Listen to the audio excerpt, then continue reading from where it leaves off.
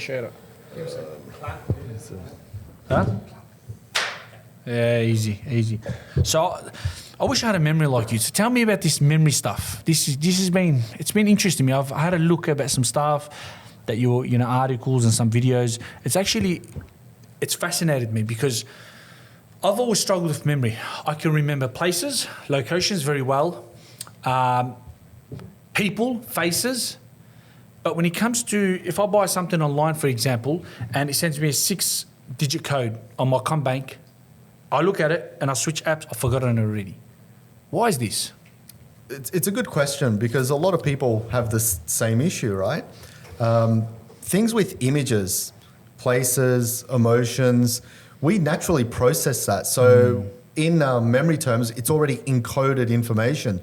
Whereas numbers, words, things like that, even just us talking now, people have to encode it, right? So we have to actually do some sort of processing where the brain has to get images in the head. And then once it's got images in the head, that's when we understand it. So if you look at a bunch of numbers, that's not giving you any images in your head. It's just a bunch of numbers. Like it doesn't make any sense. But in order to remember it, you can group them together. So there's only like 2 bits of information to remember or something like that. So it becomes a bit more palatable. Yeah. It's crazy because, like I'm just in the app and then I'm switching and I'm just like, how did I forget all them 6 numbers? It's just 6 numbers. But I've forgotten it already. And I was getting a haircut today and the guy was telling me I can remember anything.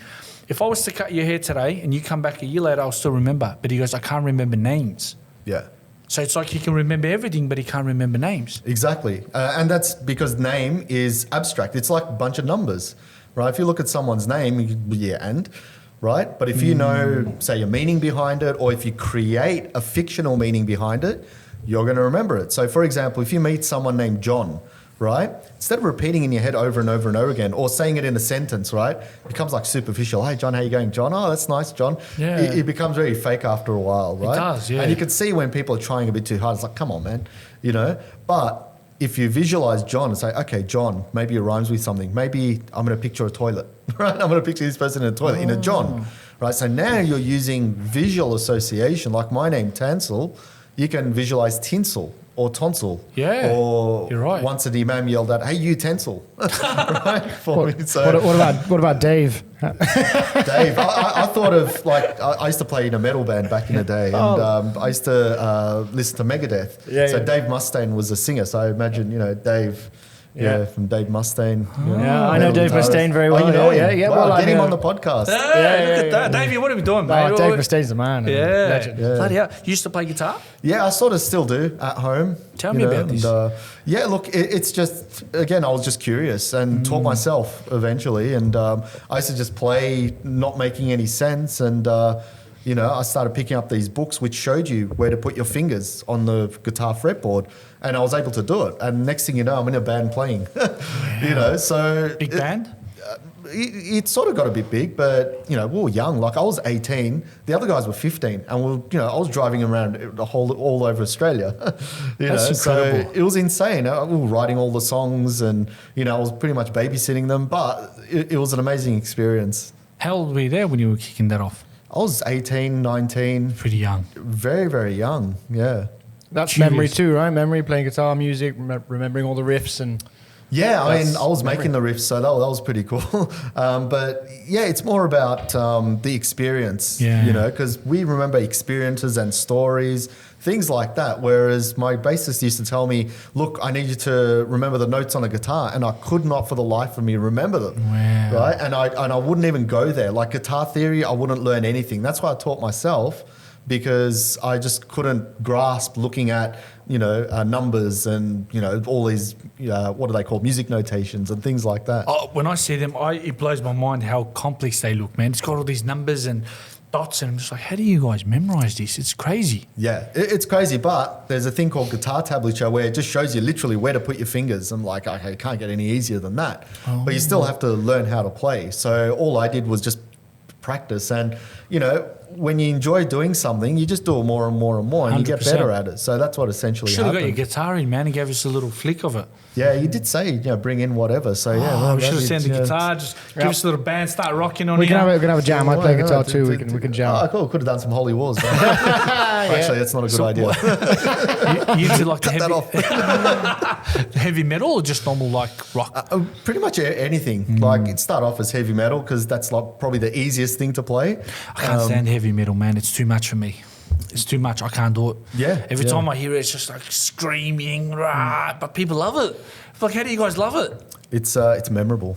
Yeah. It's people have different tastes, right? So it's what emotion it gives you. You know, for me, it was the guitar sound. I couldn't even care about the singing. I'm like, it's not even singing, it's screaming. I hate it. But I love how the guitar sounds, or I like the drum beat, or things like that. So I like particular elements from it. And then, you know, I just didn't gone care off about from anything there. else. Yeah. It's crazy. It's also the family, like heavy metal, when you go to festivals and concerts, it's a family, you know, like everyone's all in the same thing. They all love heavy metal so much that it's their identity, you know, it's really part of who they It's are. funny though, because when we used to play, the guys were like long hair and black t-shirts, and I'd go in there in my suit jacket, all dressed up. They go, "Who is this guy? Does he work here?" And then I'd be on stage. I go, "What? He's a guitarist?" So It's you know, crazy. I've been listening to some guy I used to listen to. See if you can get it up, Davey. It's called Tonya or something like that. Eston. See if you can find it. ESTO, and then space TONN. TONN. IE. Oh yeah, right under. This one? Nah, up. No, this one? Yep. See if that's him. Yeah. yeah, don't mix it Man. with the Epson toner. This guy. Oh my god. wow. Incredible. I got to check him out. You have to. He puts a little. He lights up some fragrance, like a scent, Yes. and he's just off he goes, man. Wow. It is incredible. Go to the first one, Davey. Oh, this one. Go back. Oh, this guy blows my mind. I've been listening to a lot of his stuff, and This one? yeah, Yeah. this I don't know guy's how just. long, but I think maybe the live would be better. This one. Have you got the volume on? Yeah. Oh. Incredible. He's just like. He's just out of it. Like he's in a different world. Like I would like to know where is he now? You can see it's really touching his heart, you know? Incredible. It's, you know, like when I listen to some guitarists talk about guitar, because they're not necessarily known for speaking about their instruments, because they let their instruments do the talking. But I never knew. Yeah, it's the interesting. one thing that I did hear from a guitar, which blew my mind, was it's not the amount of notes you play, it's what's in between the notes as well. Like the space in between.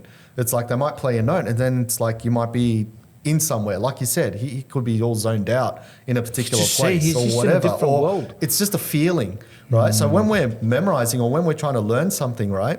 Essentially, it's all bits of data, right? Like we said, with names, numbers, whatever.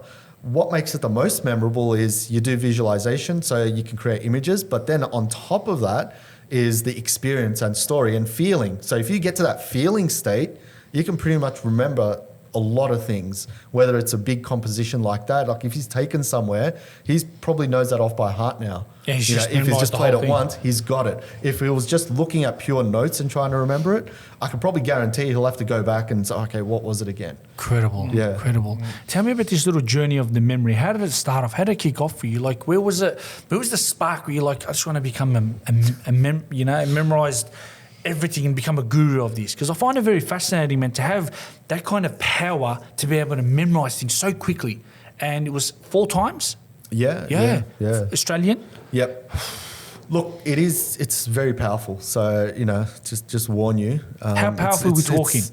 Look, man. Are you gonna blow my mind through the wall? I'm on your podcast, man. Yeah. So that should prove to Yes, everyone yes, I that love it. it's when you know you've made it, you've come here. Yes, You know, it's exciting. Blow my mind away. Tell me tell me how it started, what kicked it off, and then tell me the power of this. It's funny, man, because I don't know. People look at me, they think, oh, hey, this guy's always had a good memory, or he's gifted, or but I've always had a terrible memory. Like I talk to people that communication, and then I forget straight after what they said. Right? Oh my God. Or ladies and I'd gentlemen, read everyone out something. there, that gives us hope that if you have a terrible memory, you can fix it. Contact this man. It gives me hope. I was really bad. In fact, I probably got sacked from a job because of my memory as well. Wow. Like, it got that bad, right? I was in my early 20s. And it's funny because I was mentioning this to I was being interviewed by the papers, and I mentioned this, and first thing in the paper, in the article, Tansel used to forget, blah, blah, blah. I'm like, oh, come on, man. But the thing is, I was very terrible, right? And I used to watch a lot of late night television back then. It was like David Letterman, you know, and you used to get these people on stage, you know, memorizing people's names and numbers and words. And I used to think, nah, these guys are all fake, you know, because my memory was so terrible. So I never really believed it. Because I thought they were just there to sell it was cassette tapes back then, right? Oh, That's how old I am. old school cassette tapes. Old school, man, which people bought and never went through the first tape. and I still talk to people and say, oh, I've got those tapes, but I never listened to them. Like, mate, you should sell them. Anyway, so then a friend of mine came up to me and said, Tansel, I can remember 40 random objects, back to front, any order. And I'm like, hang on, like those guys on TV? I'm like, yeah. I'm like, all right, let me test you out. Let's see what's going on, right? So I gave him a whole bunch of words and he memorized everything perfectly. I'm like, hang on, I didn't see him write down anything. Oh my God. You know, I'm like, are you cheating? What's going on? This is not right. Because he was a bit of a prankster too, you know. I thought something's going on here. And he said, no, it's just, you know, it's just memory techniques. I'm like, what do you mean memory techniques? I'm like, where'd you get it from? Because I got it from a book. I'm like, well, what's the book's name? And he couldn't remember. So The irony. irony. But he told me the person's name, so I looked it up and learnt a few things, and I'm like, wow, it works. you know, so I got excited, you know, searching, you know, memory techniques, and there was this website back in 2002, which still exists today, by the way, and you can note this down. Yeah, right? open up for us, even Davey. people watching, you can note this down. It's www.google.com. Oh, you've got it open there, yeah. So if you go to that website, it's amazing. He got us. He got it still exists, right? He got us pretty good. He got us. I didn't expect that one. Was good. Still exists to this day. So you can type in memory techniques, right, which I did, and I came across websites that were actually showing you how to memorize stuff. I'm like, surely, like 5 minutes, I've learned how to memorize names, numbers, all that stuff, which school didn't even teach me in the bloody 6 years I was in high school. They definitely don't And in teach primary it. school, like, what's going on? And this, I got into this after I finished uni, you know, so it would have helped me at uni. Oh, it would have helped you massively, man. Crazy. So I got excited. I'm like, man, this stuff's working. I started reading a bit more. And mind you, like I used to read a page and forget. So it really took effort. What did you study in uni? I did information systems, so What's computer that? science. Ah, yes. Yeah, so I did that and just kept failing over and over and over because there was maths subjects in there. Heavy maths. So I was meant to finish back in 1999 and I finished like 2002. So just because I kept failing this one subject over and over again, it's ridiculous. But that's why I said if I got into memory, I would have helped you big time. Anyway, I did more research and I came across the Australian Memory Championships and I said to my friend, look, let's enter it. We're going to come last. Who cares? I mean, we're two guitarists, you know, bogans playing in bands. Like, who are we type of thing, you know? So we entered this competition, I think it would come last, and like out of 10 events, and they have events like remembering people's names and random numbers, even shuffle decks of playing cards, right, in the quickest time possible. So it was really hard stuff.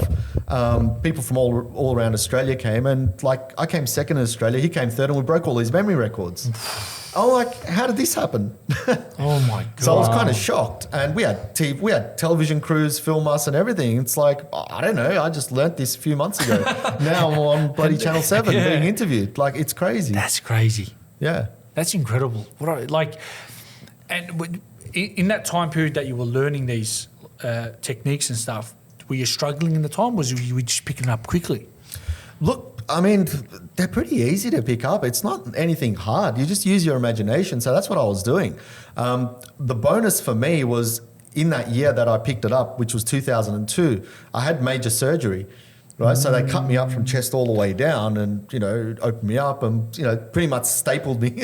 Are you sure they didn't put some extra techniques in the brain and some extra robotic stuff and super AI chips in there? Are you sure? There might be a scissors left in there. We've got to check that brain after to see if he's got a chip. The Elon Musk chip. Do you reckon he's got one? Who knows? But he's got one, but he gave it to someone. I find the guy's a bit strange, but he's smart, man. Yeah, look, I think anyone can sort of be smart. It's what you do with that smart that counts, right? So you can have all the knowledge in the world, but if you do nothing, well, what good are you? Yeah. So he's just thinking ahead, like, how can we save the planet, or how can we, do this and that in a large scale? Whereas, the regular person might thinking, how do I, raise my family, or how do I, make a profit? So it just depends on the type of person, their environment, what they're set out to be, what they want to do. So not everyone wants to be at that level. Some people, like I said, just want to raise their family or be good people, or there's room for everyone. How was it growing up for you? Was it pretty cruisy or was it a bit tough? Because I come from like the WOG background, and it was really rough growing up. I think our parents had it a bit harder. It was just a bit tough to get around. No communication. It was just hard work. How was it for you? Look, it was really good. I mean, our childhood, everything was great. We didn't have any issues, thankfully. I'm grateful for all of that. I think that sort of helped out as well. We're always with family, with my cousins, grandparents. We all lived next to each other as well. So we had a community as well. So the Western Thrace community, amazing community, amazing people. We had, a mosque right across the house. And then we had, a whole bunch of people living in the same area in Paran. Right, so that's where we essentially all grew up together and supported one another, and just going off from there. It was amazing, and that's where I sort of got into the community a lot from there, because that's where the giving started. Where I received a lot. Now let's give back to the community, and it wasn't always in a sense of community work. That's how it started, but now it's like, what, I've got this knowledge. I need to go out there and really present it to the world. How important is it to you, like giving back now? Well, it's my whole identity. Wow. Someone asked me the other day, like, what does it mean to you? I'm like, what do you mean? So I couldn't even answer it, because it's actually part of me. I can't not understand. That's so beautiful. It's like a fish. It doesn't know, about land or whatever. Do you feel always. I feel like every time I give or help, it's like an invisible happiness that you get inside you. Is that how you feel as well with yours? Is it? What do you like? What kind of feelings do you feel? Yeah, it's absolutely rewarding. I mean, you can get an achievement, right? Win a competition, or you can help someone change their life. I mean, I'd way more be happier changing, one person's life than getting all the achievements in the world. But those achievements still inspire others as well. So that's why I try and do, both as best as I can, because, I've received, it's amazing people out there, right? They say, I've read your book, it's changed my life. I'm like, wow. You realise you write a book, but you don't know who's buying or reading it, right? But when people message you, and then you go, wow, someone's read my book. And then you realise tens of thousands of people have read it, or hundreds of thousands of people. And, it inspires you. It inspires you to actually be better. Not just keep doing the same stuff, but you know what? I've got to take it to the next level now, because there's people relying on me. Oh, that's crazy. Giving back, man, I'm telling you, I can't explain it. I tell this to a lot of people. Giving back, there's something special about it. Whether it's just helping, there's just feeling that you get inside your heart that it just makes you happy. Yeah, and it's not about giving money or anything like that as well. Because a lot of people think that, you have to give money. It's whether it's time or whether it's a smile to someone, because you don't know what they're experiencing. And I've been through hard times myself as well. And, just copying a smile from someone or someone being nice to me, it absolutely means the world. So you just knowing that now, being mindful of it and acting accordingly, being mindful, that's probably one of the most powerful things that I've taken out of memory. That's crazy. It's incredible, because I said I was walking and I seen this guy walking across me, and he had glasses and he looked like he's just, I'm like, hope you're having a wonderful day. Complete random guy. He stopped, looked at me. He's like, that's the comment I wanted to hear today. And he just walked away. Yep. And that made me feel so happy that I made someone happy.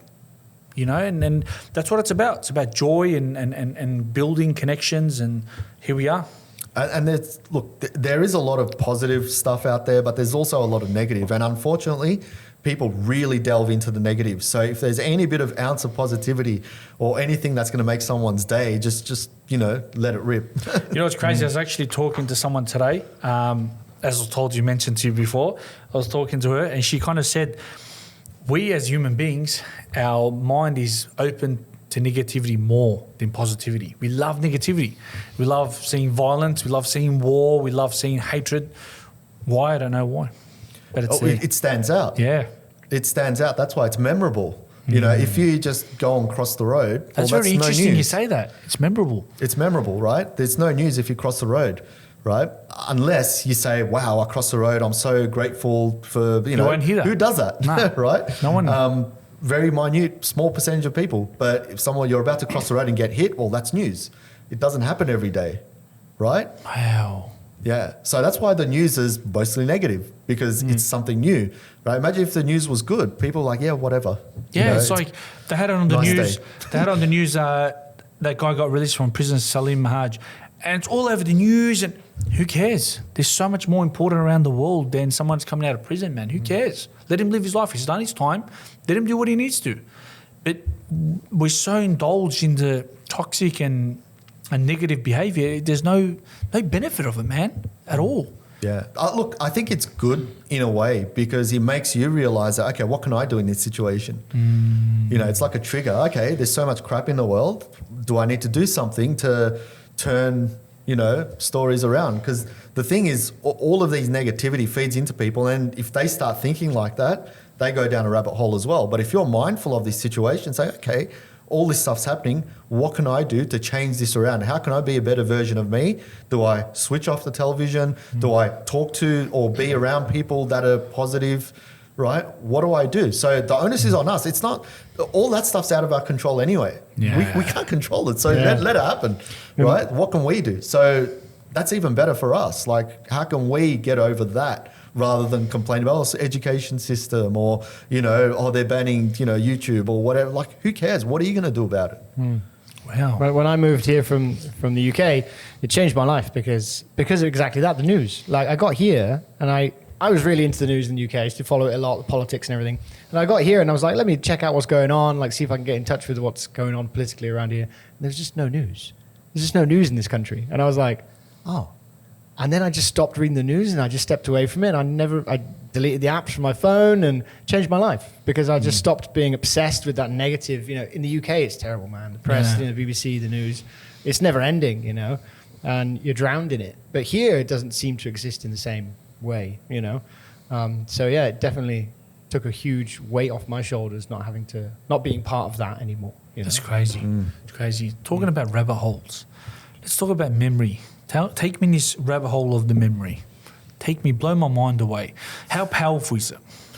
Look, it's as powerful as you want it to be, really, because at the end of the day, it's not about memory. It's about, well, what do you want to do, right? And how do you want to live your life? So there's people out there, right? For example, you want to remember a name, right? For some people, it's like, it's a good thing, right? I'm going to make more sales. I'm going to build better rapport. For some other people, it's like, this is, so important for me because I want to remember my kids' names or, my grandkids' names or things like that are really sentimental, valuable and stuff. So it really depends on your need. For some people, it's about, well, how do I learn? Like, I've worked with people that have sat the world's hardest exams, right? Hardest exams. Like, there's only been a tiny percentage of people that have passed these exams, and that's their career. Right. Wow. So we use memory techniques, and within a month, they're passing these exams that no one else has really passed. So it's insane where it can actually take you. How complex are these techniques? Easy, man. Like, we can go through them all now. Like, honestly, and this is what I was saying to a client today, I can show you everything there is to know about memory just from memorizing playing cards. Come on, man.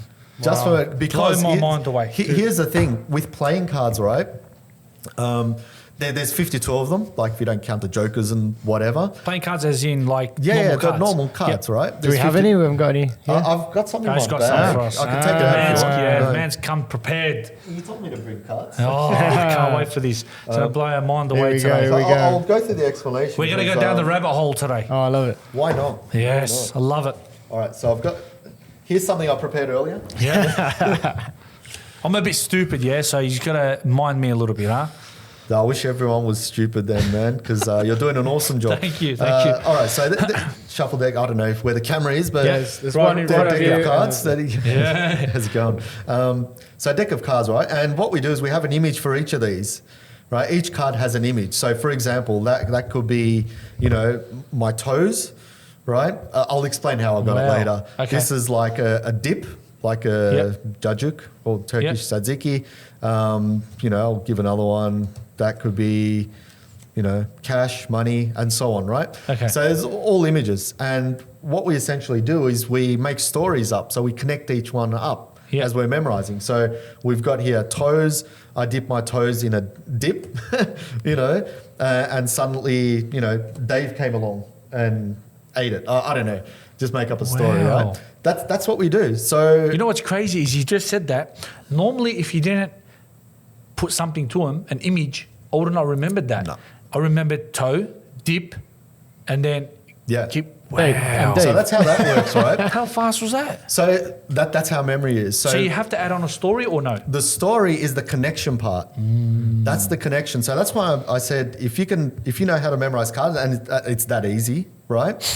You're learning how to connect. You're learning how linking works, right? How do you connect these things together? You're learning how to make a story, because stories is what helps build the connection.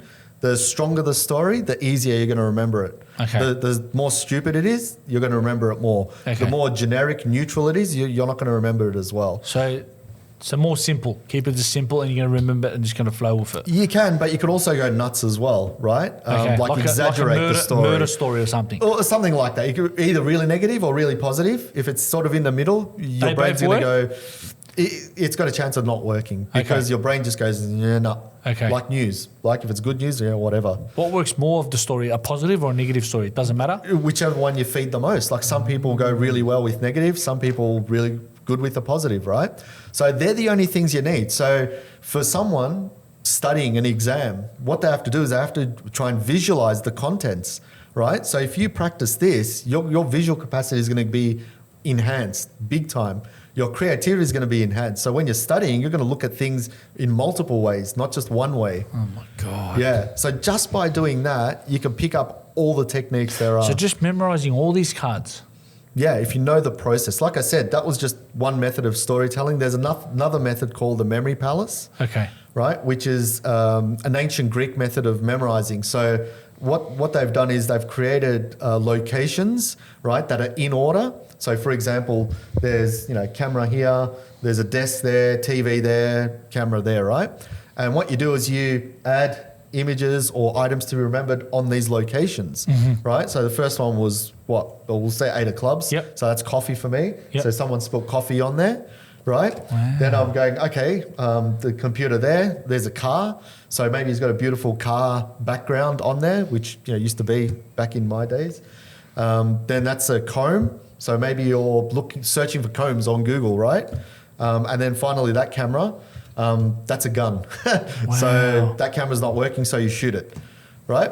Then you go back and go, okay, what was happening there? Do you remember that story?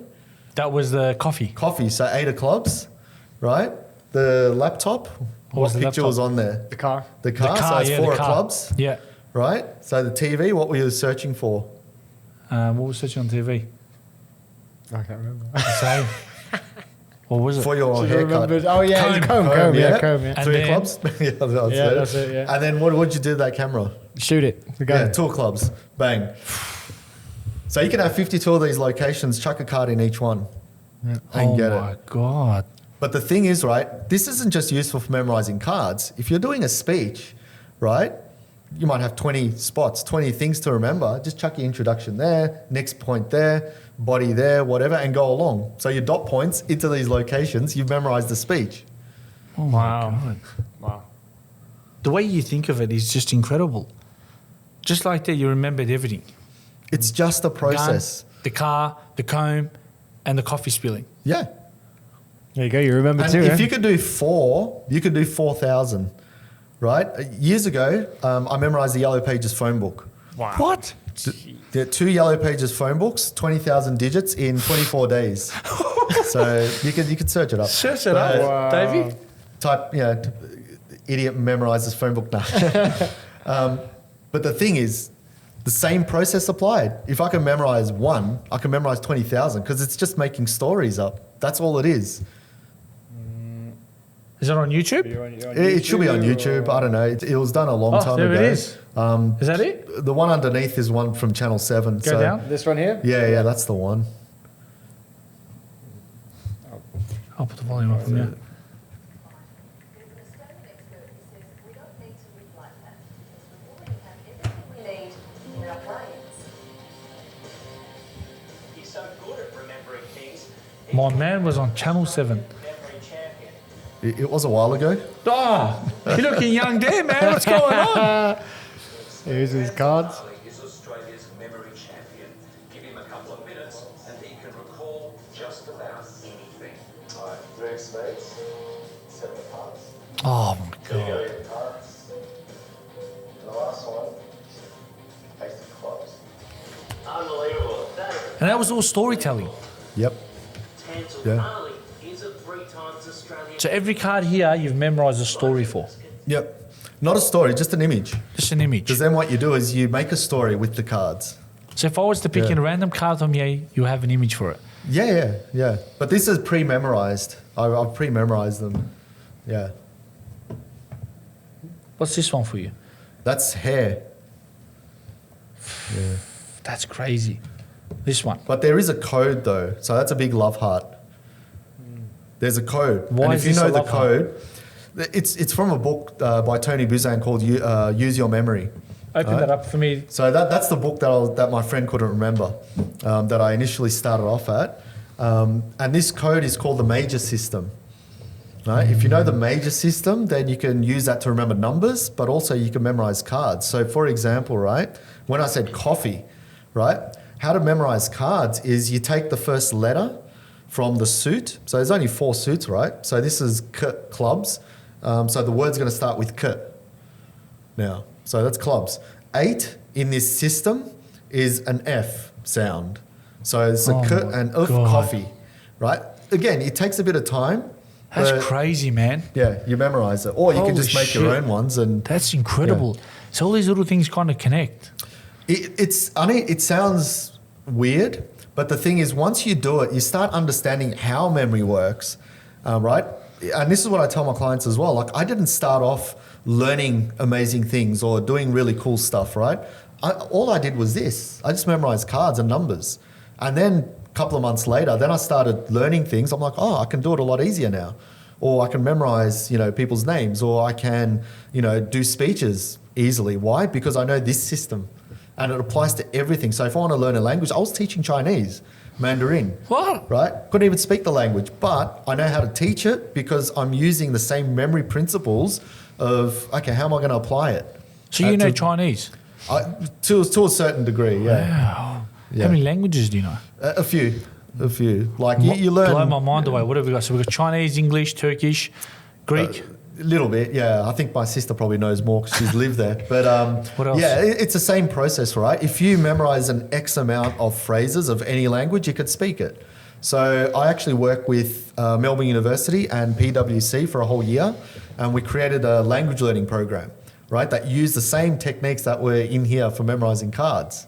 So and this was in the book there. I explained it, right? Where if you memorize 1,500 phrases of any language, you can pretty much speak most of it, like 80%. It's not going to be specialist, but it's phrases, not words, because people think I have to memorize words. Well, words are out of context, right? But if you say I want to read a book, right, that's specific context. So if you memorize context, phrases, it's so much easier to learn a language. Holy crap. So you could pick up any book, read it, and memorize it. Pretty much. I mean, there's a process there as well. Like, I wouldn't be able to just pick it and look at it and, No, because I'm a going to few forget. times, But I can, there's a thing called, Tony Buzan there, right? He So that's created the- a thing called mind mapping. So I don't know if you've heard of mind mapping. It's like conceptual mapping. And you can mind map a whole book, right? Just get all the chapters, subheadings, sub-subheadings, whatever. And as you're reading, put the keywords in. By the end, you can pretty much memorize the whole thing. In fact, I did that with school kids back in 2014. I created it was the world's first school mind games, right? Wow. So what I did was, usually people like me going to schools for professional development. It's exciting. Everyone gets excited. Students, teachers, right? They learn something amazing, but nothing changes, right? I used to get frustrated by that. I'm like, I don't want to make money this way. So I want to go in, make a huge difference into the education system. So what I came up with, my friend and I, we both did this together, planned it out for ages. Then we said, you know what? We're going to make it so that end of the year, these kids are using these skills for their exams. But instead of an exam, we're going to have a competition, school versus school, right? And it's going to be based on these memory techniques. And the memory techniques we went through were speed reading, so reading really quickly and improving your comprehension, memory techniques, and mind mapping, right? So 3 sessions we had with schools.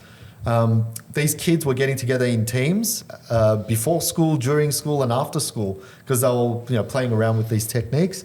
The end of the year came, we had at the Islamic Museum, really nice sort of place. We had Channel 7 filming, we had radio stations, Wow. all these people watching. And these kids read my first book, The Yellow Elephant. They read a 200-page book in 10 minutes, right? And you think, okay, well, what do they remember from this, right? They read it in 10 minutes, okay. Then we got them to put butcher's paper on the walls, and they mind mapped the whole book. Oh like my the whole God. book, chapter by chapter, what was inside, everything. And that's the mind map? That's not the mind map. No, that is a mind map, but not of the book. I do have those photos somewhere, but they're online. And then what they did was they each spoke about the chapters of the book. So That's not only crazy. did it, and then one of my other students did a TED talk. So we played it on the projector, and they memorized, all the students memorized his 11-minute TED talk word for word. And by then, because they Wow. spoke it back as well, like they said it back. And then by then, the teacher's jaws were on the floor going, these kids did this in a couple of hours. That's a whole different level. What have we been doing for the last 10 years trying to teach These these kids kids? were 13 right? years old, and they weren't even at the highest level. So it just completely leveled the playing field, going from probably D students Following to like these A. simple strategies of these cards. That's it. They were using the memory palace. They were using visualization, linking. Mind mapping is div separate, but that's all they needed. And not only did they improve their learning, I went back there years later to the same schools, and I saw the faces, and they were like ducks of the school, like 99 point something. I'm like, yeah, this Wow. is good to see. That's incredible how powerful your memory is. It is. So it's not just remembering, it's knowing how things fit together, right? Once you know the pattern, once you understand the approach, you can apply it for anything. So say, for example, a school student is going for exams. What are they doing wrong? Preparing for the big exams, like U12 exams. Like my sister's going through it now and she's distressing. What are they doing wrong and what should they be doing instead? Yeah, I work a lot with Year 12 students. My son's in Year 12 as well at the moment. So yeah, there's a number of things, a number of challenges. Firstly, there's information overwhelm, right? They're getting information from everywhere. So the thing is, if you've got a lot of information, you don't remember anything generally if there's too much in there. So you have to create focus. How do you create focus? Yeah, that's one question. The other one is, okay, you've got all these thoughts in your head, and if it's negative thoughts, how do you get rid of them? Right? So if you fix up the mindset part, that'll fix a few other things like focus and getting more work done. Once you can do that, then you got to set, okay, what times, what environment, what mindset is going to work for completion of these tasks. For example, a lot of students, even adults, right? We set times for like half an hour, 1 hour, 2 hours, nice round numbers. Yeah, want to close off the loop because as humans, we love closure. Yes, Right? that's right. My grandfather used to say, man, do your job, do it fully, nice and full, closure. I'm like, I get it. But here's the thing with the brain, right? If you do things in halves or quarters, right? What's going to happen is your brain's going to want to close that loop off. So if you have students set tasks for say like 17 minutes, 23 minutes, right? Odd timing. Just when you get into it, you tell them to stop, they go away. What's going to happen is they're going to get itchy feet. You know what? I've got to finish this thing. Wow. Whereas if you say, you know what, you've got an hour study, more than likely they can procrastinate and not even get that hour done. So it's better to do 23 minutes, right, of get something done than nothing. So kind of break up your study session into odd numbers. Odd numbers, that's right. And the ultimate scenario, and I love this rule, by the way, I'll call it the 1 minute rule. Whereas if you're totally procrastinating on something, right, just get your timer out and time yourself for 1 minute, right? 1 minute. What's going to happen is you're going to get that book, right? You're going to start reading it, right? 1 minute goes off and you go, well, I'm here already. I might as well continue, right? So the challenge isn't doing the task. The challenge is getting to the task. That's right. So if you're already at the task, you're going to do it regardless. Yeah. So that's the key skill. And with students, procrastination, storytelling in their mind, like if you can fix that, that's going to fix so many other problems as well. Wow. Because you get a lot of students where they're preparing for U12 and they're distressing. Oh, I've got so much, I've got to study. But if they start implementing these stuff, yeah, it changes I had everything. one student a couple of years ago. Dad, said, look, can you help her? She wants to get into medicine. I'm like, okay, what's she averaging now? Like 70s. I'm like, that's a massive jump, man. What do you expect from me? Come on. Yeah. So anyway, worked together for like a year. and she got into medicine. I'm like, woo. Wow. But, it was her sort of doing. We cut like phone usage time from 9 hours to like 2, not even less than that. Instead of sleeping at 2 a.m., it's like, earlier sleep times and getting up early and then doing all this stuff. So complete mindset change. Now, yes, I'm not the parent. If I said that to my child, they'll never do it. Yeah. So there's that kind of thing as well, right? That's why It's more people of hire a me. self-discipline thing. It is, but the thing is, it's controlling the mind. Because the thing is, if you say to someone now, you got to get up early and do stuff, they're not going to do it. So you have to sort of wean them in. It's like if they're sleeping at 2, just do 1:30 tonight, or then slowly get to 12 and then 11. So you're letting the brain lead up to it, just like weight training. You're right. It's the same exactly as gym. Yeah, exactly like gym. You can't jump big weights. You got to slowly progress. Yeah, but you also got to feed them better stories as well. Because if the students are going, and the same with adults as well, if they're going, I'm not good enough, I don't think I'll be able to do it, that's just one negative story going backwards. Well, I'll say, make it an open question. How can you? So if you say, how can you? And if you mind map that out, there's unlimited ways. How can you feel a lot better? How can you be happy? Well, I'll go have a kebab. All right, you happy? Yeah, right? Wow. So many ways to be happy, but there's one way to be unhappy.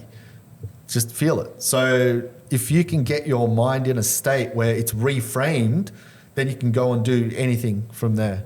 It's incredible, man. I learned all this from cards, by the way. Wow. All from just memory training. It's time for me to buy a deck of cards. Yeah, and you can even do it online now. You don't even need a deck of cards. Going through the process, every card in here, you need to memorize off an image.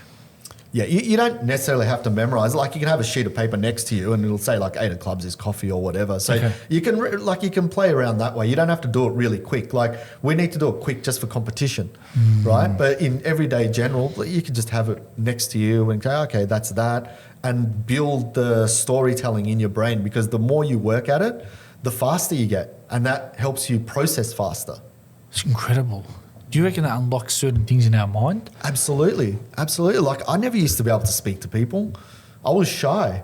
Yes, we had a milk bar and I learnt how to speak to people growing up, but I was still sort of awkward in a way. Now, I get paid to speak out in, conferences and stuff. So massive change. And also he taught me how to solve problems, right? And that's what coaching is. That's what I do now. I literally solve people's problems just through memory. And sometimes it's not even memory related.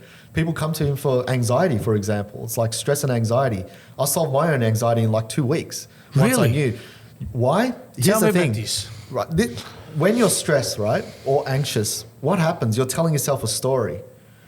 Yes. There's a story going on, and that story is so strong, really strong, right? It's emotional. You can feel it, right? Now, what's memory training? It's storytelling, right? If you get good at this storytelling, what you can do is you can create another story, right? That's even better than this negative story. And you can also make this story weaker. It's like tricking your brain. Exactly. You can hack. You can trick your brain. It's like a hack. It is. It's such a massive hack. Now, obviously, is it going to work for every student? No. You go see a proper professional psych, right? But for probably 90% of just everyday first world problems, you can hack your brain, right? And if you've got this negative, stressful moment, you can make that weaker by visualizing it in grey, right? Because you've got all this colour. Take the emotion out by taking yourself out. So you're viewing it like in third person, right? And then what you do is you picture that image getting smaller and smaller like that. And you're just looking at this grey dot all the time, right? What happens? That becomes insignificant. After insignificant, I can't even say it. You can't really see it. And you're just looking at it and going, okay. So you're seeing it from a different point of view, the Yeah. problem. So it's almost like leaving your body, your soul leaving, and you're just looking at it and saying, instead of acting that way, I should act this way. You can do that as well, yeah. It's like a mindful exercise. Wow. Yeah. So you get, again, I just learned this through memory.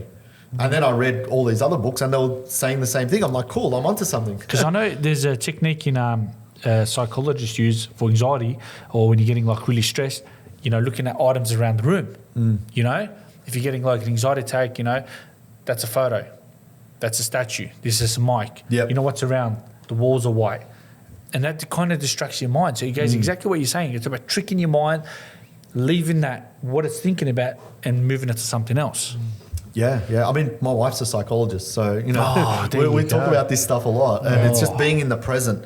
Like being in the present being in the now, that fixes so many things as well, because you're not thinking of before what happened. You're not thinking of the future. You're thinking of now. But most people are either in the past or in the future. That's right. Past is stress, future anxiety. But doing it now, that's why prayer, meditation, all those things are so powerful, because it's being in the now. And if you can actually just be in the now right now, in the flow of things, that you're living life. How important is meditation? Man, I don't meditate, but from what I know of people that do meditate and stuff, like it's changed their life. Someone, again, mentioning someone today, she kind of said, she's like, you need to start meditating. It's really, really powerful. And I'm just like, really? She's like, it could change. This is like meditation. Wow. Right? It's not, you're not stressing the, because when we think of memory, we think of stress, right? Oh, God, I'm going to memorize these numbers. No, you're making a story. Like if I say coffee dripping all over this camera, you say, it was one of my favorite coffees, The coffee on top of the camera. Yeah, you're just making some story. You're having fun. You're playing with it.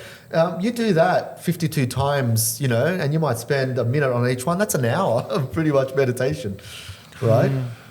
Wow. And you've regulated your breathing. You've done, and it's like going to the gym, for example, right? You don't just lift the weight. You visualize, and you're enjoying a lot of what comes with it. It's crazy. It's crazy. My brain's trying to understand I can how see it trying to powerful. come out. Yeah, It's incredible how the memory is. The mind itself is a mechanism. It's like an engineer. It's constantly evolving, and then when you're tricking it, it's even growing. Because do you feel like when you trick your mind, it freezes, or is it still evolving? It's still like it changes, man. Like I said, you can go from being totally negative to totally positive, or change your life in an instant, because it's just a decision. That's all it is. Like it doesn't take years to develop something; it just takes one quick decision. That's it. Wow. That's why when people come to me for coaching, like after one session, I've had people cry. Really? People cry in my sessions. I'm like, why are you crying? Have I done something? They go, no, because my thinking has completely changed, because this is what I've learned for years as a lawyer. And this is what I've been told by my parents, by people I work with, colleagues, whatever. And then you've just come in and showed me a way that I've never seen before. I was just, and not just one, multiple people as well. I'm like, man, I'm making people cry now. But, crazy. it's the memory. Yeah. It's incredible. You made them aware, You They're made them- aware. They're aware now, yeah. Yeah. So- And once you're aware, like you can't go back. You can't. Yeah, 100%. That's It's because like, they've now I know awoken what I now. know. Yeah. I've awoken.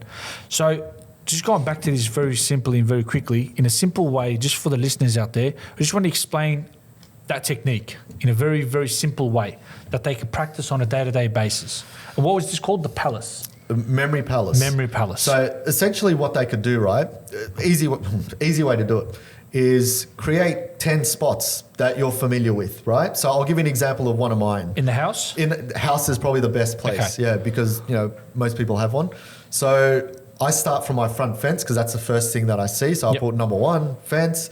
Then as I come in, I've got like a driveway. So I'll put number 2, driveway. Yep. Number 3 is my front door. Memorizing this in the brain. You can write this down. Okay, You okay. don't have to memorize it. Okay. So 3 is my front door. I go into the bedroom. Instead of saying 4 bedroom, you pick specific items, because then you got to attach things to it, right? Yeah. So I go into the bedroom. I might say, okay, number 4 is window. Number 5 is my bed. Number 6 is, I don't know, shower or something, right? Yeah. And you keep going, and you can create as many as you want. I mean, I've got like 40 or 50 at home. What's a good number to start off with? Just 10. 10. 20, Okay. 10, 20, somewhere there. And then all you can do, you can just get random words from the internet, right? And just pop random words on there. And now you're training your memory. It's that Wow, simple. That's simple.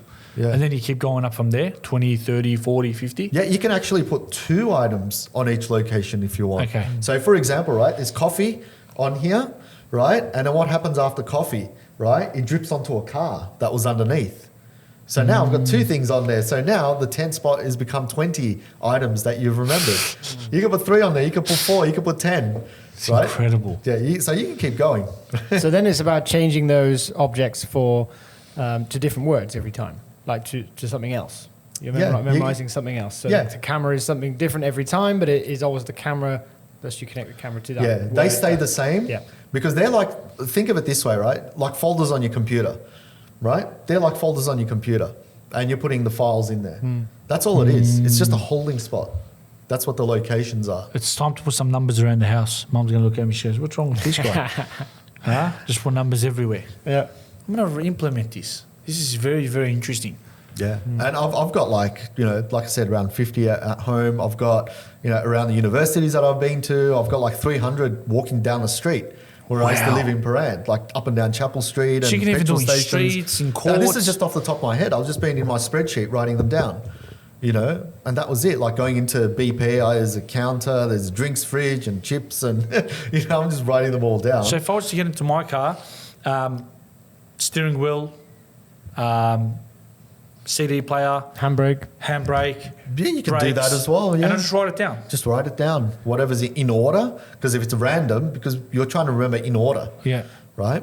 Try and do it in sequence, and that's it. And just have it written down next to you. You don't have to memorize it. And how often am I going over this? You can do it every day if you want, like just a few minutes, just playing around, connecting words. Wow. Yeah. The Doesn't have mind. to be cards. I only mention cards because it requires extra effort, Okay. and that extra effort requires extra bit of encoding. So there's more to learn in memory than just making stories up. That's why cards are important. But you can use that basic, get words onto locations, and then off you go. How sophisticated is the memory side of the brain? Look, you can make it sophisticated as you want. I mean, I've got systems out there that are just based on color, memorizing What do you mean cards. by Like two cards, for example, is one image for me, right? Now, usually if you do 52 by 52, that's 2,704 cards I would have had to have pre-memorized, right? If I have one image for two cards, right? Because if I just see these two cards, I might say, oh yeah, that's a cow, right? But in order to do that, I need to have 2,704 images. So I've got a system where I only need 169 images to do that. And that's based on color, right? Wow. So it's quite complex. I create stuff like this just because, I enjoy it. How long have you been doing this for now? 24 years. Wow. Yeah. 24 years. And you're still learning new stuff? All the time. You have to. You can't sort of stay static because everything changes. I mean, we've got AI now and all that sort of stuff. So you got to play around with new technologies. How much is this affecting us, our memory? Look, here's the thing. I mean, it's funny because I'm always on radio talking about this stuff. Like TikTok, for example, right? It's people scrolling. Yeah. What it does is doesn't allow your brain to encode, right? Like this is encoding, processing that, getting an image and moving along. That's just images, so you're not even encoding. Yeah, I did realise that we've become more impatient. For example, we're looking for the quick catches of phrases. No one wants to really sit there and watch a 5-minute video. Everyone just wants a 20-second. Dopamine hit, right? Yeah. Dopamine is There's 2-minute movies now. Wow. On TikTok. I see them, I'm like, wow, this is, like we knew that content was getting shorter and shorter. But How dangerous is that? Sorry? How dangerous is that for us? It's not that dangerous, but it's more about education, right? If you know what's going on, then you might not scroll as fast. Because imagine, like, there's people on TikTok scrolling for hours. Now, imagine doing that for hours and then trying to read a book. You're not going to last for more than 5 minutes, right? So it's like doing a lot of sprints, and all of a sudden someone tells you to run a marathon. It's like, dude. I've got the energy. I haven't got the brain capacity for that. So that's what's happening, right? So the people that are hooked on these short form, they're going to have it harder. Which is a lot of people now. Yeah. It's, so many people now. Yeah. consume short But the form thing content, is so- also long form content is also it's people are loving long form as well, because if you can sit through and focus and understand, You observe more information. But people like podcasts like this, it's more passive. People drive and go for a run and listen, all that. They're not going to sit there like this taking notes. Yeah. So it's what you're doing. It's crazy. It's fascinating the way you explain stuff, especially the scrolling, because the scrolling is incredible. Like it's so, I feel like it's very dangerous because we can sit there for hours. I know people that actually spend 8-9 hours a day on TikTok. Wow. And I'm like, are you freaking joking? Yeah. All day, just scrolling. TikTok's, they've probably got the best algorithm. Why? Because it's based on interest now. right? Rather than views or anything like that. Because if I'm making a video on eating chocolates, right, and that's what people are searching for, that's all they're going to get all the time. So I don't have to have any, amazing amount of views or followers or anything like that. It's just interest based now, and that's where everything's leading. So that's why to make content now, it's probably we're in the best time to make content because you don't have to be massive now. You just have to have something out there. Find a niche, right? Find a niche. That's it. And if people have that same enjoyment, they'll get that niche. It's you don't have to work so hard now. What's the worst? What's the most dangerous for our memory? What would you say is like the most dangerous thing that really affects our memory? Yeah, that's a good one. Stress can affect it. Freaking stress. Even me, like if I'm fully stressed out, I'd forget. Like I'd be in the car driving somewhere and I'd say to my wife, why does it affect memory so much? It must be some physiological response. I can't medically explain what happens there, but definitely stress plays a big part. I've got a chronic illness, so I've had to manage that along with the memory stuff. And I've found that, if I'm stressed out, I can't memorize anything. It's really challenging.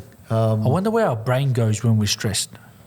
It'd be fascinating, because you get headaches and all of a sudden you've kind of forgotten everything and you're like, you're just stressing. Yeah, like I said, it's stories in our head. So if you know how to manage stress or if you know to hack it, reframing, to hack it, all of that stuff, you can quickly, like I was able to change mine around. I'm like, wow, this is amazing stuff, right? And when you change it around, you're really excelling. Like I said, I won competitions. I did 2 master's degrees. I, wrote 2 books in like 10 days. Just all those things. You start to realize that. Speaking about books, you've written this book. Yes. The listeners out there, tell me about this book. Yes, that book. The first book that I wrote, The Yellow Elephant, was about just memory techniques, right? How can you remember stuff? And I thought, okay, I'll make the second book about how do we use these techniques for learning. Yep. Right? So that's what I wanted. I wanted a book that uses the techniques to show people how can they use it for languages or playing an instrument or, speaking, things like that for practical application. So half of the book is techniques and strategies on how to learn using memory techniques. And the other half is just you get to practice those skills on certain items, countries or bones of the body or whatever. So we sort of tried to make it as practical as possible. What motivated you for this book? Look, I just wanted to write a second book. What was the first one? The Yellow Elephant. The Yellow Elephant. The Yellow Elephant. Yeah, that's the one. This is the one for now, and the first one is. So the Yellow Elephant's got speed reading in it. Speed reading. Speed reading, man, it's probably reading? blew my mind the most. Because memory, I was able to do it. I'm like, wow, this is cool. But when I did speed reading, for me, it was probably the most rewarding because... What in the world is speed reading? Speed reading is when you read something visually, right? And if you read something visually, you can read really fast. So, for example, you're not even reading from here, you're reading from your mind? Like not out loud. Just we quiet, generally read inside. silently. But you're using your finger. Like you can use your finger and what you're doing, you're visualizing groups of words together rather than word by word, right? If you can visualize the groups of words together, what happens is you start to understand the context a bit more. So you're actually improving your comprehension and you're reading a lot quicker. Wow, and that's in this book, The That's Yellow in Elephant. that book, yeah. So I was really proud of that because that's essentially, 10 years of work put together in one book. Wow. So 10 that was years. awesome. Yeah, that was my first 10 years and I've got all my workshops and everything that I used to run. I'm like, you know what, I'm going to make a book out of it. I'm going to definitely get this book. This is, because I really want to work on my memory, to be honest. It's very, very important. Yeah, I think Yellow Elephant. I think it's a life skill. Like the more people get into like the AI now and stuff like that, it's so important to be able to use our brain even more because you see people are outsourcing more of their brain now or getting AI to do this and that and whatever. But it's like, hang on, think for a moment. What if you wrote it? What skills would you have? AI is, it's interesting. It's a very powerful tool, but I feel like it's going to get to a point where it's going to get out of control. That's what I just feel like. It's made us, people aren't studying as much anymore when you can just go into ChatGPT. Well, ChatGPT's got a study mode now. So you can ask it questions, it's amazing. It's got agents that can do stuff for you. So it's, I mean, I'm an IT nerd, right? So I love all this stuff. Wow. But I also know how to use my brain because I'm aware. I understand what's going on, right? So there's that. I mean, I could schedule all my posts on LinkedIn now without even, doing anything. It's pretty awesome, What? right? So you can do all these cool things. Bloody hell. AI is amazing, yeah. So the trick is, how do you want to use your brain? That's what it really comes down to. Like, what do you want to be able to do? That's crazy. Yeah. Yeah, I guess that's it, right? What is it you actually want to use it for? I wanted to ask as well, like, how do you see the difference between what you know as memory, as the learning memory, and intelligence? How do you equate the difference between those two? As in, what is memory and what is intelligence? Yeah, I think memory is just like, how do things fit together, right? Intelligence is, for me, it's like, well, how does it all work, right? So it's like, it's a higher mind. It's like knowing what to do with all that stuff, because it's just tools. Memory is just tools, right? Speed reading, mind mapping, memory palace. They're all just tools. But if you don't know how to use it, that's the key skill. Is, are you intelligent enough to understand that not to use a memory palace to memorize a phone book, which is what I learned. Or you can simply use, linking to memorize a whole talk, or memory palace for, there's people out there memorizing, Bible verses or Quran verses or things like that, so it's knowing. The intelligence is knowing, and the memory is essentially the what. Yeah, because we're all stuck. A lot of us believe the only way to memorize something is to keep reading it over and over and over. That's a good way. But then there's other strategies like you've implemented, like the palace. What was it called? Memory palace. Memory palace. You'll get there. Yeah, the rote learning is, man, that's such a terrible way, right? It is a way, and people have sort of mastered it to a degree, but it's stressful and it doesn't get stored anywhere. Yeah. So it's like up in the ether, and we have to try and catch it. And if we don't, we have to go back and repeat, go back and repeat. That's what happens. Whereas this, you're going to remember this for years without my even God. watching it back. I'm just sitting and I'm thinking to myself, coffee, gun, car. It's just crazy. Very good. You're going to remember it forever. Comb. Yeah, the comb. It's like, whoa, There you go. man. Yeah, and if you can do that with 4 items, you can do it with anything else. So we've got to keep practicing that, and automatically our memory by itself will just unlock and get better. It gets better and better, yeah. The more you practice it, you get faster I'm at gonna do those that at connections. I'm going to do that at restaurants. Yeah. Walk in and just memorize stuff. So there. what I do with my clients is I don't necessarily just give them the tool, because it's already in books and internet and stuff, right? But what I do is, I, just like a personal trainer, I get them to do it faster. Okay. So process faster, but also when you're implementing it, say you want to pass an exam or you want to be able to, remember a speech, like how can you do it in a way that is impactful, right? Okay. Because you don't want to just memorize a speech, you want to communicate to an audience, right? That's what's important, not your memorization. Yeah, 100%. So memory is just, it's like, we don't want to worry about it.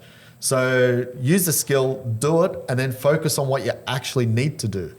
It's not passing the exam, it's being competent in that thing, right? It's not delivering a talk. It's like, what impact are you going to have on people? So it's that kind of stuff. Same thing with here, what you're doing. We're not just talking about memory. It's like, what's the bigger thing that's coming out of it, right? That's what you're looking at. Mind blown. So it's the Mind aspect of the challenge of it, or the fun aspect of it being a challenge that makes it sort of an easy approach, right, to memorize, instead of just reading over and over and over again. Yeah. What you're implementing is something fun, and it's a challenge 100%. to ourselves, but then it makes that whole process 'cause you're easier, right? You're memorizing something, and then you're implementing a story to it. Yeah. Well, here's the thing, right? This is a thing that I learned. My transformation with memory was just playing games, right? That's Okay. all it was. This was just playing games, memory games, right? Now, if I had read books on memory, for me, that's boring. Like, Yeah. I can't, I get to a stage where I might read a chapter, I'm like, I can't do this, man. Yeah. It's too long, or I'll just forget, right? So learning, like, increases cortisol in the brain, right? After a certain point, we get stressed, right? Stress chemical from learning, that natural stress, right? But games, what do? They increase dopamine. Yeah, makes you excited. So if you've got, and this is a really cool brain hack as well, right? If you've got a bit of learning that you really need to learn, but you gamify it, like memory, right? You're going to get so good at that bloody skill that when you go to the learning now, you didn't have to read all those books. You could just go directly there and do it. An example, I want to really memorize this book, what would be a game or a strategy that I can use? Yeah, I explained it before actually. What you can do is there's chapter headings. Where are they? Anyway, there's chapter headings somewhere. Hey, come on, where is it? Yeah. Anyway, there's chapter headings there. Yep. Right? Yep. You can pop them on a mind map. So you've got like the main headings, then you've got subheadings underneath, subheadings. And as you start reading all the keywords, you put them under the right heading, right? So you're doing a bit of extra work, but by the end of it, you've got a really good summary of what the book is about. But that summary is a bit deep. But here's the thing, right? And this is where it gets a bit trippy. You're not aiming to memorize every single word from here, right? The branches trigger your understanding of what's underneath it. So if you had a branch memory palace, you go, oh, I remember we spoke about that with Tansel. This is what it was. You know, so it's going to trigger certain things. I'm always going to remember coffee, gun, car, and comb. Every time I remember Every time you come that's in what here. it's going to be. We might change something as well. Oh, we might add something to the something YouTube else, yeah. thing. Let's have another one. Let's do another. I don't want to do that. Let's do sticky tape. Sticky tape. Tape tape. on the YouTube. Yeah. So what story can you make for that one? I need sticky tape to stick it on the wall. Sticky tape to stick it on the wall. Yeah. How much does it weigh? Oh, pretty light to be honest, not that heavy. See, the thing is, right, you don't have to make it like logical.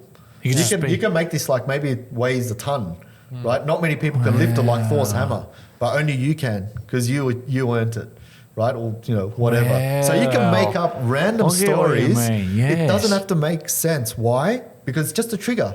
This is a trigger. Now I remember sticky tape for the platinum. Bloody hell. Coffee, comb, gun, car, and sticky tape. Yeah. That's crazy. Yeah. Amazing. And like I said, if you do 5, you can do 500. You can do 5,000. It's exactly the same process. But the thing is, what do you want to use it for? That's right? the- That's the thing, the right? importance. It's like you can play guitar, but how are you going to make music? Right? That's the thing. Right? What We're ex- talking about music. Yeah. What excites you these days? When you wake up in the morning, you're just like, another day, it's a Monday. What excites you? Look, man, I'm fairly blessed, grateful of, you know, everything in this world. Man, I just get up early, go straight to work. I prepare my stuff for clients. To be honest, my clients excite me the most because every single person is different. And everyone's got different problems. Like one person might come with, I want to remember names. Another person might come, I want to remember names. Another person might come, I want to remember names, right? But they're all three different. One's got confidence problem, one's got a memory problem, the other one's got, health issues or whatever.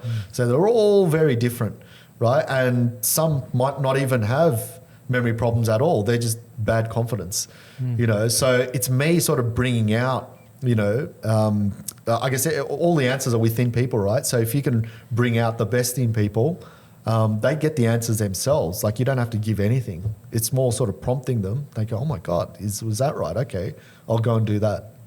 Wow. So I get excited by just, little transformations because I know I've seen it for myself. I don't have to prove anything, right? But if I see people start to improve from this and really get the answers they need, that makes me happy, and that's why I sort of do what I do still after how many years? Oh, yeah, long time. It's like you're just addicted to it at this point. Yeah, I mean, I was always working as well on the side, but, I was holding a job for like not even a year, months at a time. So I've had like 14, 15 jobs, but I was always doing this as well. Wow. So I just had to get to a point where, you know what, if I'm doing this, I might as well, run with it, and I had to just convince the wife that I can keep up the cash flow, the finance minister. And then, once that happened, it's like, see you later, Yeah. How do your kids look up to you when they see their dad or their father, this memory guru person? Does that make them happy? Does it? Oh, you're going to have to ask them that. I don't know. I don't see it. No, they're in their own world, mate. Yeah. Yeah, it's like kids with famous parents, they don't really feel it, right? They don't see it the if only same they had way. famous You know? parents, but yeah, mine was probably more famous than me. But yeah, it's just I hope it rubs up on them. You know, that's what you want. You want to be a good role model to your kids. You want to be, you know, someone they look up to. So you know, hopefully that's come through. You know, I'm not much for words.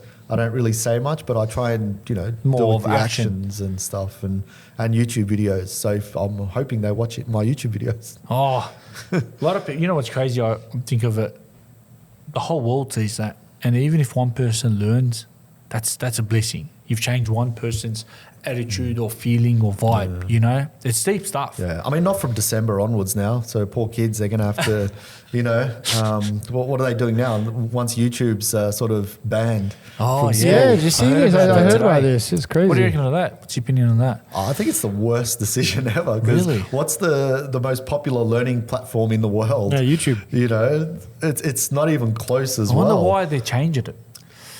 Look, at the end of the day, right? Again, it's like that's out of our control, right? Yeah. So you what can't can we control do? it. Yeah.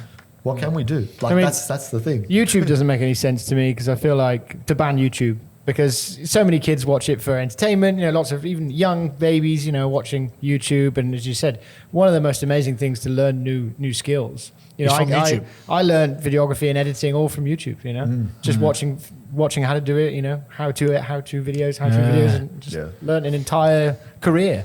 You know, Yeah. from YouTube. And now Yeah. that's getting taken away from us, from the children. pretty Well, for the much. kids, yeah. Yeah, it is. But we'll see what happens. I mean, how are you going to regulate it, right? It's going to be interesting. But like I said, it's just thinking creatively now and using our minds. Okay, there's no YouTube. What else can we do? Because, you know, teachers use that as a resource as well. So it's like yes. you're taking away not just from students, from teachers as well. And some teachers rely on that stuff. And then now they have to use their brains, heaven forbid, right? Yeah. So it could be a good thing. Curse for the teachers. But yeah, you're right. But there are other sites like YouTube, so maybe they'll get popular. Who knows? But yeah, Kids always find some way to get onto the access of YouTube. kids are the best. They'll find a way, man. see- Like I we used see to it's- find ways back in our Windows days. So Yeah. you know, It Yeah. blows my mind where, you know, I get some of my family members, they're like 10 years old and he's showing me these tricks on iPhone. I'm just looking at you. Bloody hell, I don't even know that. How do you know that? You're 10 years old. Their minds, man, it's incredible. yeah. The stuff they're learning at such a young age. How old are your kids? We've got 26, 17, and 14. Right, so only one of them is affected more or less by Yeah. this new rule, but I guess for you guys, you're not going to implement anything at home. I don't know. How are they even going to regulate it? It's like you said, you know. Exactly. Have no idea what's going to happen. But yeah, it's just one of those things. That's silly. What's crazy is there used to be one phone at home and now there's 5-6 phones at home. Yeah. It always buzzes me out, man. It always trips me out. Used to be one I've car. got 3 here already. Yeah. I've got one of those dumb phones. Yeah. I've got just my old phone, which was a flip one, and Yeah. I've just got this new one now as well. And my daily usage is like not even an hour sometimes. Wow. So I've cut it down completely. But they're tools, Yeah. right? Yeah. They're amazing tools. I was filming in the office today, you know, my coaching sessions, you know, just filming myself. I do a lot of YouTube, as you know, and they're really amazing cameras to have. And not just that, I love photography on there. Yeah, I might get on TikTok, but that's for me, that's boring because there's nothing Yeah. really valuable for me on there. So, yeah. You it's- working on anything exciting these days? Really exciting? Oh, there's always exciting stuff, right? That's the thing that keeps me going.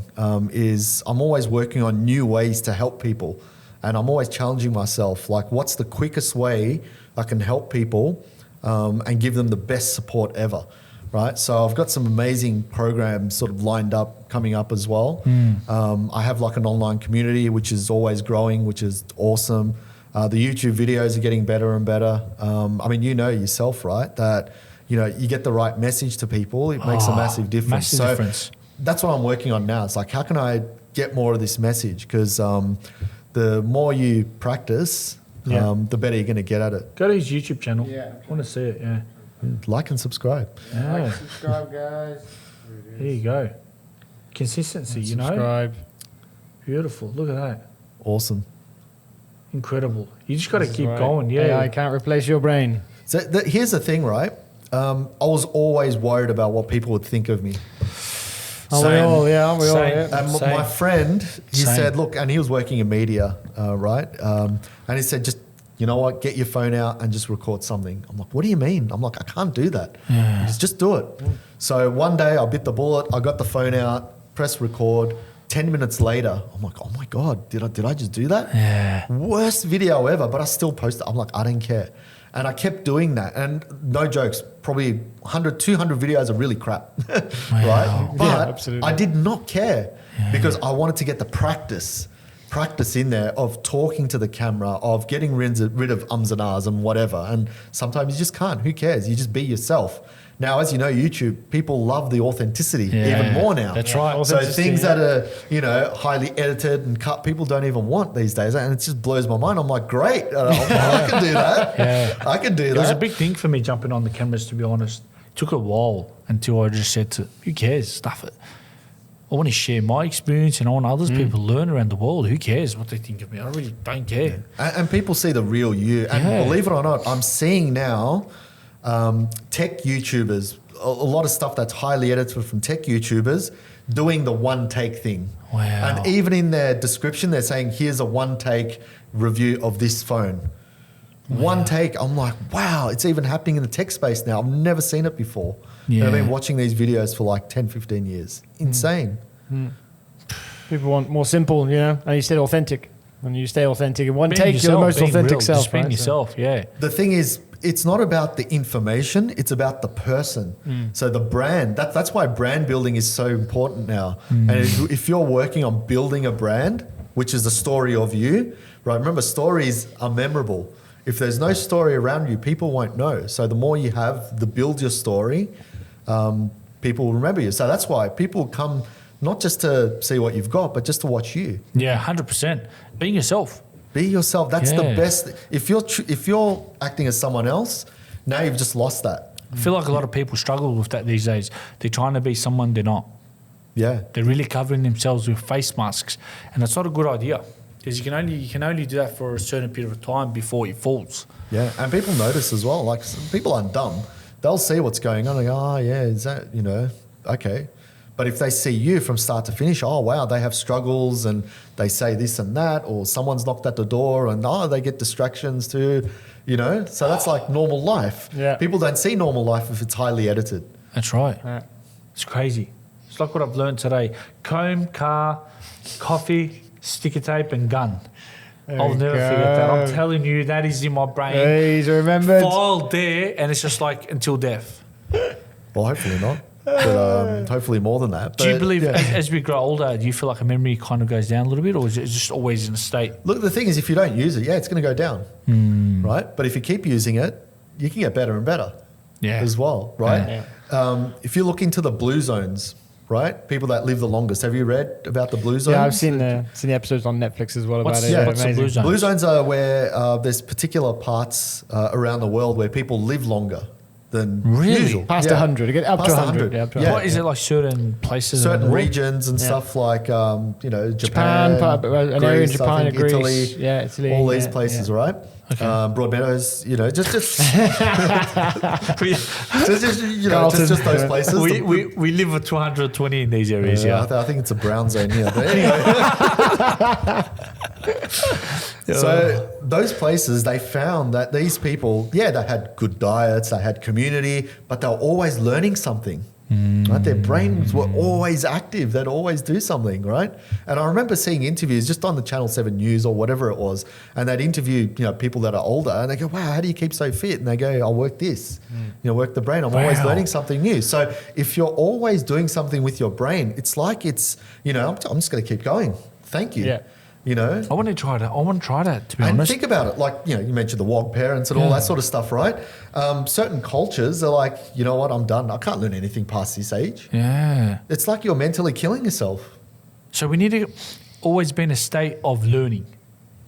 Yeah. I mean, we naturally are anyway when you think about it, right? Unless New you're watching things are coming up. television or you're playing games, your brain's pretty much stopped. You're passive. Like, if you're active, if you're in the process of learning all the time and you're that little bit of stress from learning that people try and get away from, if you apply that, like the lifting of the weights, right? If you keep applying that, you're always in that state of, building new neural connections, essentially. Wow.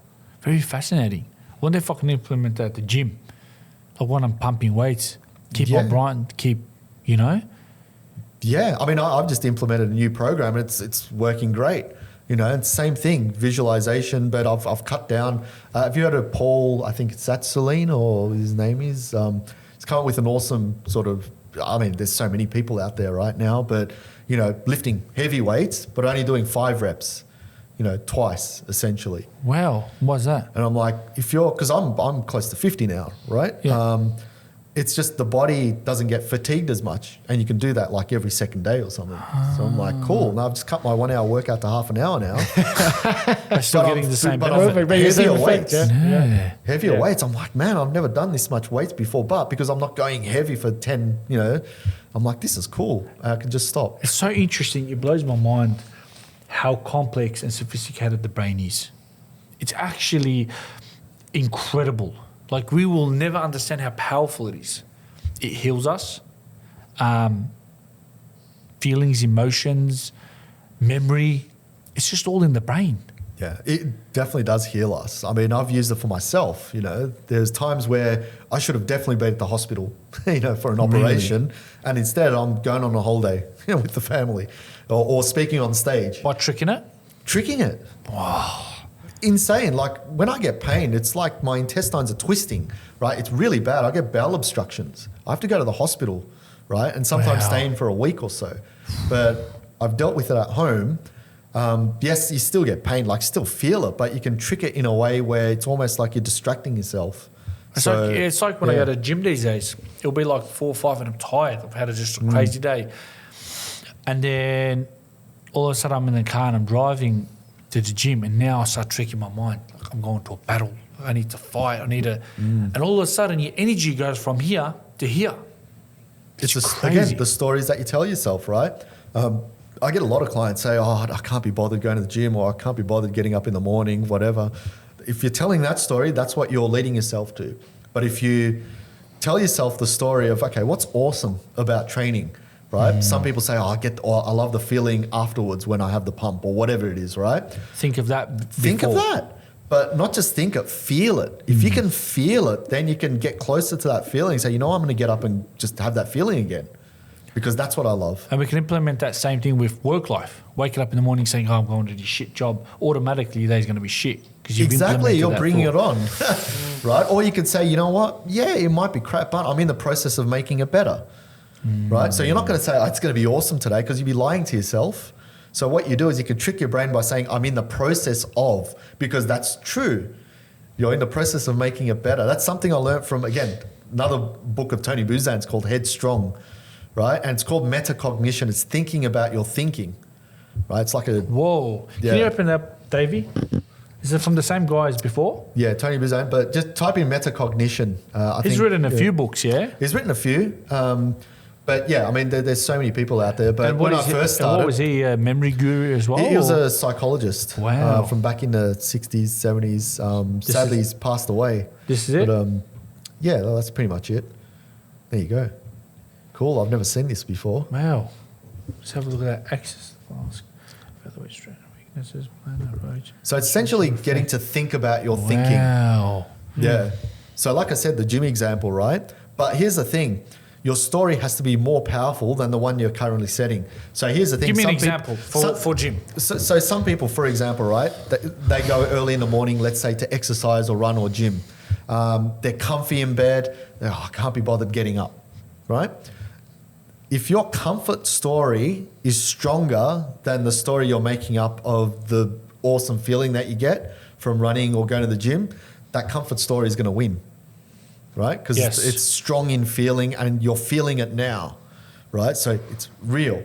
So you have to make that comfort story uncomfortable in a way, while you have to make this one stronger. Okay. Right? So how do you make that one stronger? You focus more on this other story. You maybe picture yourself at the gym, getting that feeling. Maybe there's something else. Maybe that's not enough. So you have to really think of scenarios that's going to work it, right? Give yourself an amazing story. Make this one really uncomfortable, as well. Like maybe, do a hack like put one foot out or something like that. Wow. Or maybe just leave your shoes like right beside your bed because you can just slip in and do whatever. So there's little hacks you can do, but yeah, they work. Mind blown. Incredible.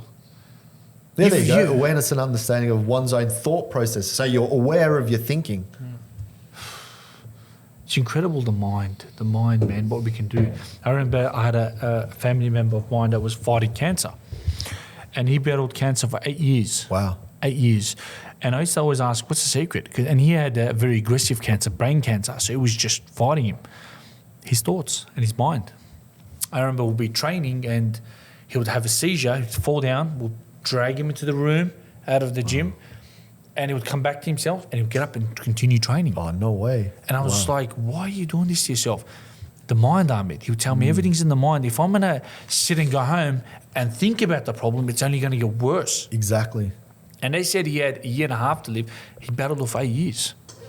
Just with his mind. Just convincing himself that he can heal it with his own mind. And I truly believe you can heal many things with your mind. Yeah.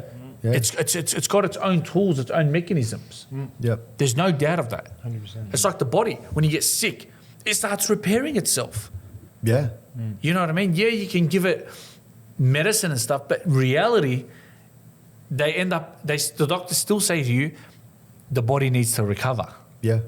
So it's just a tool, and it's mind blowing. But it's also the mental side that brings on these conditions as well.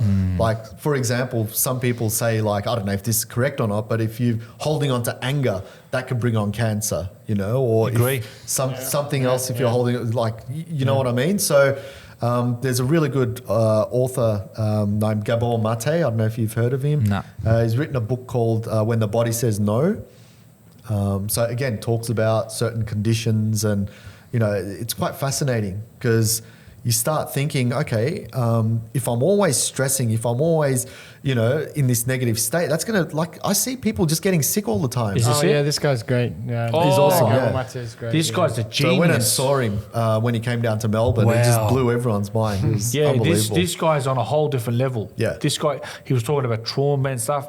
He's Yeah. on a He whole talks different a lot about category. trauma, yeah. Yeah. childhood trauma and What overcoming he that. says, no. Yeah, like I used to get sick all the time, like, colds and, like stomach problems all the time. And once I fixed certain mindset issues, it's like it went away.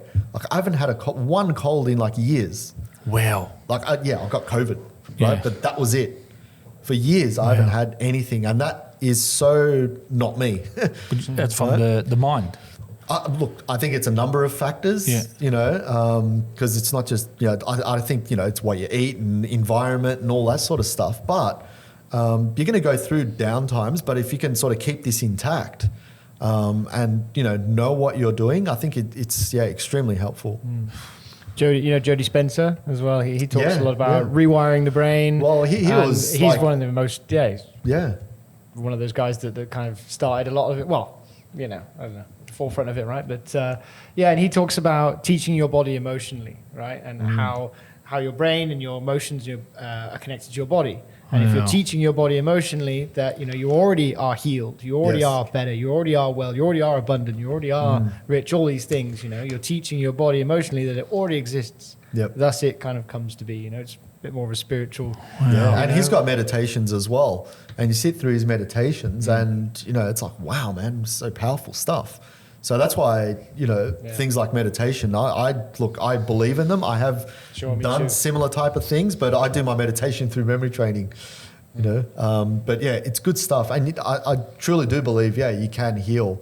And I look at myself and like, I've got a chronic illness, but I don't say to myself, I've got a chronic illness. It's like, for me, it just doesn't exist, right? It's very because powerful. Very powerful the way you say I'm on that. injections every 2 weeks, right? Yeah. So I have to inject myself every 2 weeks. I know it's there, but So I don't let motivating. it affect me. It's very motivating to hear that, because it's the people like that are out there that are suffering and they have these problems and depression and stuff. The longer you're going to keep telling yourself, the more you're going to have it. I remember growing up when there was a certain trauma that happened in my life, a grief. I remember I sat with a counsellor when I was still in school, and she's like, "Oh, you have PTSD," and from that moment, she said that to me, it was stuck, memorized in there, in a file that was never gone. Yes. Then when I met another lady, she was a bit older, she was in her 70s, very intelligent woman, very beautiful. She sat down and she was like, you know, you need to stop telling yourself that you have that. Because when you keep telling yourself you have that, your mind's going to keep going over it. And then I tricked my mind saying to myself, no, I don't have that. It's just the thought. Someone just said that to me. Gone. Never thought about it again. Yeah. Very powerful. It is. It's here's the thing, right? It's easy to talk about it unless you've actually gone through it, because there's been times where I've tried to do it and it's like, it's not working. Oh, well. So it's easy to go back into that negative state, feeling sorry for yourself, all of that. Like you could be up and about for, weeks and all of a sudden crash again. So you really need that shift. Yeah. That, you know what, I'm not going to be affected at all. Here's the path I'm leading. And it's not always about that thinking. Like you can have awesome people around you, environment, everything plays a part. As soon as you've got all that good stuff around you, then you can push forward as well. And it's not just, remember, we're humans, right? So we connect with one another. Yeah. So, and that's the beautiful thing. We need to be social. We need to be social. If we're always behind computers or phones and we're not connecting with each other, what's that going to do? So More people are scary. going to get sick. So scary. We go out dinner with the boys and, oh my God, everyone's on their phones. I'm just like, get off your phones. Let's just communicate. Let's talk. Let's talk about education. Let's talk about what you get up to today. Yeah. Everyone's on their phones and they're so addicted to it. Yeah, when I was working in the city, man, people used to walk, like this. Yeah. And I don't move out the way, right? So it's like, boom. Sorry, you dropped your phone on. Yeah, that's it.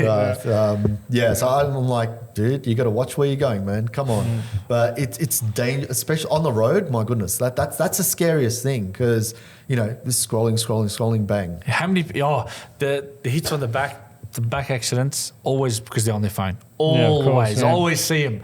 Head down and then bang, they hit me. I was like, I've done it before. Yeah. I've done like the Camp Road just here. Yeah. And I'm like, this was years ago, by the way. And I'm like, okay, I'm not doing this ever again. Yeah. I'm like, that was stupid. Why did I have to even check my email? Couldn't wait like 2 minutes. That's it. It's all it is. 2 minutes. So just this wait. is the Just metacognition, right? Thinking about your thinking, being mindful. Like if you're driving, okay, what are you really doing? Just if you're going A to B, I just focus on that. The more we can learn how to focus and concentrate, that's going to be our advantage. That's going to be the advantage, not thinking of all these other things going on, because then you won't remember anything. So people's memory will actually get worse, but in other aspects, it'll get better as well. There's always going to be extremes. There's so many distractions using the phone, isn't it? And it distracts the mind constantly. That's like you're talking about procrastination and losing focus on what you're trying to do. You're working on a project and all of a sudden, something pops up on your phone and you're on your phone and then you lose focus and then all these things that kind of distract us. It's education. Like I said, I've got a dumb phone. Like, have you heard of the what's it called, the light phone? Yeah, so I've got one of those as well, which they've sent, thankfully. And I was playing around with that. I'm like, this is the best thing ever. No social media, no nothing. It's hard to type on and use. I'm like, great, But then I'm like, I can't take my YouTube videos and stuff, so I'll get other things. So, it's good in one way, it's not good in another, but we got to know how to use them. Like, 100%. we need like a subject at school saying, okay, how to use your phone one-on-one type of thing. Just a semester of that. Man, that would make the world a difference. Have it as a bloody VC sub, or just year 7 sub, whatever. And every year, just like maths, do it every single year. Because technology changes, things change. Just have it as education. Then there wouldn't be any banning of this bloody social media or YouTube or anything like that. Yeah, because we educate instead of ban, right? Instead of banning things, we educate. Wouldn't that make more sense? Education versus banning, that's what's happening. It's crazy. Tansel, you've blown my mind today. It's completely lost. My mind is travelling a million miles an hour without coffee, gun, car, cigarette tape. It's crazy. You really, really like... Comb. It's actually been an honour. Yeah, comb. Coming at that one. It's been actually an honour to sit down and chat with you. It's incredible. Yeah, what I've look, I learned mean, today. I love talking about this stuff, and thanks to you guys as well It's an for absolute honour. doing this, because you're not only showcasing important stuff like this, but you're speaking to other people where their messages need to be heard. Oh, everything needs to be heard. yeah. Yeah, 100%. It's been an absolute honour. I wish the cameras would last longer than what they do. But I could go on for days. But it's absolute honour, and I really appreciate you coming on and sitting down and chatting with me and blowing my mind away. And the listeners happily out there, and reach out, go on. Do you have a website as well? Yeah, it's just my name, tanselali.com. Okay, beautiful. Reach out on LinkedIn and grab a copy of the book and just really unlock your mind, unlock the memory, and just start practicing, implementing these little strategies that you demonstrated today. It was incredible. It does not take long at all. At all. Yeah. At all. Like that little example you saw there, it's just a little bit more than that. That's it. Yeah, you Like, told me a there's- few months. Yeah. There it is. That's the website, ladies and gentlemen. Yes. Get up on there and have a look and learn and There you go. explore. There's a couple of the books Yeah, there and and just, stuff. And explore. See how far you can go down the rabbit hole. You took me yeah, I down- mean, you I took went me- down the rabbit hole. Look where it landed me. So You've taken me down a really crazy rabbit hole, man.